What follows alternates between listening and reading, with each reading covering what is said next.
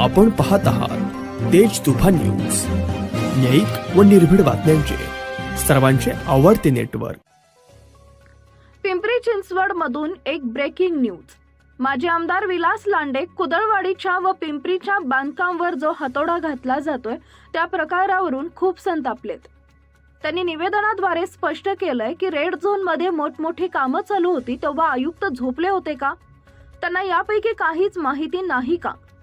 महापालिका संरक्षण विभाग, PMRDA, MIDC या यंत्रणांची जबाबदारी काय? नेमके चुकते कुणाचे? मागच्या काही वर्षापासून महापालिका स्तरावर जनतेला कुणीही वाली राहिला नाही. केंद्रात महाराष्ट्रात एकाच पक्षाचे सरकार आहे. मुख्यमंत्री आमदारांनी सांगितले की कामे होत असतात. आम्हीही महापौर आणि आमदार म्हणून काम केलंय, पण एवढा क्रूर अन्याय करावा हे दुःखदायक आहे. आता तरी हे सगळे थांबवा. नक्की यांचं काय प्लॅनिंग आहे हे सांगा. कुणाची खळगी भरण्यासाठी हे चाललंय हे समजलं पाहिजे, असा सवाल भोसरीचे माजी आमदार विलास लांडे यांनी मुख्यमंत्री देवेंद्र फडणवीस यांना विचारलाय. पिंपरी चिंचवड शहरातील कुदळवाडी चिखली येथील अनधिकृत बांधकामावर सुरू असलेल्या कारवाईबाबत भोसरी विधानसभेचे माजी आमदार विलास लांडे यांनी तीव्र नाराजी व्यक्त केली आहे. लांडे यांनी याबाबत राज्याचे मुख्यमंत्री देवेंद्र फडणवीस यांना निवेदन देत तातडीने ही कारवाई थांबवावी अशी मागणी केली आहे. विलास लांडे यांनी दिलेल्या नियोजनात म्हटलेलं आहे की पिंपरी चिंचवड महापालिकेकडून चिखली कुदळवाडी परिसरातील बांधकामे व अतिक्रमणावर मागच्या काही दिवसांपासून बुलडोझर फिरवण्यात येत आहे. त्याकरता एकीकडे ही बांधकाम अनधिकृत आणि बेकायदा असल्याचं सांगितलं जात आहे, तर दुसरीकडे बांगलादेशी तसेच रोहिंग्या मुस्लिमांचा या परिसरात वावर असल्याचा दावा केला जातोय. मात्र एवढा मोठा डोंगर पोखरून किती रोहिंगे सापडले हा प्रश्न अद्यापही अनुत्तरितच दिसत आहे. मुळात ही बांधकामे अनधिकृत होती, तर या भागाला वीज, पाणी कसं पुरवलं गेलं? कर कसा आकारला गेला? प्रशासन 25 ते 30 वर्ष काय करत होतं याचं उत्तर मिळत नाही. त्यामुळे या कारवाई मागं नेमकं दडलंय काय याचे गूढ आता अधिकच वाढलंय. 1997 साली चिखली व इतर गावे महापालिकेत समाविष्ट झाली. त्यानंतर या भागातील नागरीकरणाला खऱ्या अर्थानं गती मिळाली. त्यातून जुन्या पद्धतीची घरे इतिहास जमा होऊन काँक्रीटची पक्के घरे उभी राहिली. हळूहळू या भागात उद्योगधंदे वाढले, अनेक लघु उद्योग सुरू झाले.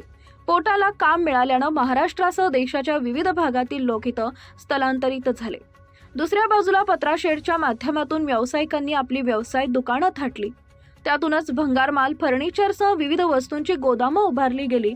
बघता बघता हा पसारा वाढला. मजल्यावर मजले चढले. भाड्याच्या आशेपोटी कर्ज घेऊन, दागिने गहाण ठेवून लोकांनी 2 ते 3 मजल्यांपर्यंत बांधकामं केली. ही बांधकामं होत असताना तसेच उद्योगधंदे उभे राहत असताना पालिकेकडून कुठलीही आडकाठी करण्यात आली नाही. डोळ्यावर कातडे ओढून बसण्याचं प्रशासनानं पसंत केले. मात्र अचानक जागे झालेल्या प्रशासनाकडून आता सरसकट सर्वांच्याच आयुष्यभराच्या कमाईवर वरवंटा फिरवला जात आहे. अनेकांनी प्लॉटिंग पाडून बांधकाम केलंय. भविष्यात त्यांचेही असेच हाल झाले तर त्यांनी जायचे कुठे? एकतर महापालिका बेकायदा बांधकामांना प्रोत्साहन देते, खालचे अधिकारी पैसे घेतात आणि या सगळ्याकडे कानाडोळा करतात. मग यात दोष कुणाचा? सर्वसामान्य कुटुंबातील गरीब आणि दारिद्र्य रेषेखालील समाज मुलाबाळांच्या नोकरी धंद्याच्या निमित्तानं या भागात मोठ्या प्रमाणात स्थायिक झालाय. गावची जागा, जमीन विकून त्यांनी या भागात जागा घेतली, घर बांधलं. मात्र त्यांच्या डोळ्यासमोर त्यांचं स्वप्न आणि भविष्य उद्ध्वस्त होणार असेल तर त्यांनी काय करायचं? या कारवाईत रोहिंगा आणि बुलडोझर संस्कृती असा संबंध जोडला जातोय. मात्र रोहिंगा कुठे गेले, किती सापडले हे कळलं पाहिजे. दिशाभूल कुणाची सुरू आहे? कायदा काय म्हणतो हेही तपासायला हवं. खरं तर ज्यावेळी बांधकामं सुरू होती त्याच वेळी घरं बांधू नका असं सांगायला हवे होतं. रेड झोन मध्ये मोठमोठी कामं चालू होती तेव्हा आयुक्त झोपले होते काय? त्यांना यापैकी काहीच माहिती नाही का? महापालिका संरक्षण विभाग, PMRDA, MIDC या यंत्रणांची जबाबदारी काय? नेमकं चुकते कुणाचे? मागच्या काही वर्षांपासून महापालिका स्तरावर जनतेला कुणीही वाली राहिलेला नाहीये. केंद्रात महाराष्ट्रात एकाच पक्षाचं सरकार आहे. मुख्यमंत्री आमदारांनी सांगितलं की कामे होत असतात. आम्हीही महापौर आणि आमदार म्हणून काम केलंय, पण एवढा क्रूर अन्याय करावा हे दुःखदायक आहे. आता तरी हे सगळे थांबवा. नक्की याचे काय प्लॅनिंग आहे हे सांगा. कुणाची खळगी भरण्यासाठी हे चाललंय समजलं पाहिजे. सुक्याबरोबर ओलंही जळतं असं म्हणतात. आज कुदळवाडीमध्येही या बुलडोझरची गरीब, निष्पाप आणि निरपराध माणसांच्या आयुष्यभराची कमाई चिरडली जाते. पोटाला चिमटा घेऊन काटकसर करून अनेकांनी आपले संसार उभे केले, मात्र एका कारवाईनं अनेकांचे संसार उघड्यावर पडले. अगदी लघु उद्योग, छोटे कारखाने यामध्ये भुईसपाट झालेत. एका फटाक्यात कितीतरी कामगार बेरोजगार झाले आहेत. आता काय करावं, कुठं जावं असा जगणा मरण्याचा प्रश्न अनेक लोकांपुढे उभा राहिलाय. सगळी जनता सैरभैर दिशाहीन झालीय. चिखली कुदळवाडीच्या या कारवाईनं नागरिक हवालदिल झालेत. या निमित्तानं शहराच्या इतर भागात होणाऱ्या अनधिकृत बांधकामाचा प्रश्न सुद्धा पुढे येत आहे. भोसरी, तळवडे, मोशी आणि चरोलीत सुद्धा अशा कारवाईचा बुलडोजर आला तर शहर उद्ध्वस्त व्हायला वेळ लागणार नाही.